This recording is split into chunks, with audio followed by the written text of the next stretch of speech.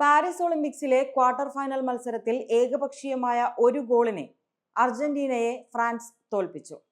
വാശിയേറിയ മത്സരത്തിൽ 5-ാം മിനിറ്റിലുണ്ടായ ഫിലിപ്പ് മെറ്റേറ്റയുടെ ഏകപക്ഷീയമായ ഗോളാണ് അർജന്റീനയെ തോൽപ്പിച്ചത്.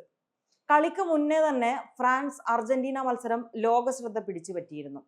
കോപ്പ അമേരിക്ക മത്സരത്തിന്റെ ആഘോഷത്തിനിടെ ഫ്രഞ്ച് താരങ്ങളെ അർജന്റീനൻ താരങ്ങൾ കളിയാക്കി എന്നിടത്താണ് പ്രശ്നങ്ങളുടെ തുടക്കം. തങ്ങളുടെ ആരാധകരെ കളിയാക്കിയ അർജന്റീനൻ ടീമിനെ കൂകി വിളിച്ചുകൊണ്ടായിരുന്നു ഫ്രാൻസ് ആരാധകർ സ്റ്റേഡിയത്തിലേക്ക് വരവേറ്റത്. സ്റ്റേഡിയത്തിൽ ഒരു തരത്തിൽ കയ്യാങ്കളി തന്നെയാണ് നിലനിന്നതും.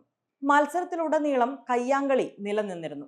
ഫൈനൽ വിസിലിന് ശേഷവും കയ്യാങ്കളി കൈവിട്ടുപോയതോടെ പോലീസ് എത്തിയാണ് സ്ഥിതിഗതികൾ ഒന്ന് നിലക്ക് നിർത്തിയത്. ഇരു ടീമിലെ കോച്ചിങ് സ്റ്റാഫുകളും താരങ്ങളും തമ്മിൽ ഏറ്റുമുട്ടി. ഫ്രഞ്ച് താരം എൻസോ മില്ലോട്ടിന്റെ ആഘോഷമാണ് അർജന്റീനൻ താരങ്ങളെ ക്ഷുഭിതരാക്കിയത്. എന്നാൽ മത്സരത്തിലുടനീളം അർജന്റീനൻ താരങ്ങൾ തങ്ങളെ കളിയാക്കുകയായിരുന്നു എന്ന് ഫ്രഞ്ച് താരങ്ങളും പറയുന്നുണ്ട്. എന്തു തന്നെയായാലും കുറച്ച് നാളുകളായുള്ള അസ്വാരസ്യങ്ങളുടെ തുടർച്ചയാണ് ഇന്നലെയും നമ്മൾ ഗ്രൗണ്ടിൽ കണ്ടത്. 2018 റഷ്യൻ ലോകകപ്പോടെയാണ് അർജന്റീനയും ഫ്രാൻസും തമ്മിലുള്ള വൈരം തുടങ്ങുന്നത്.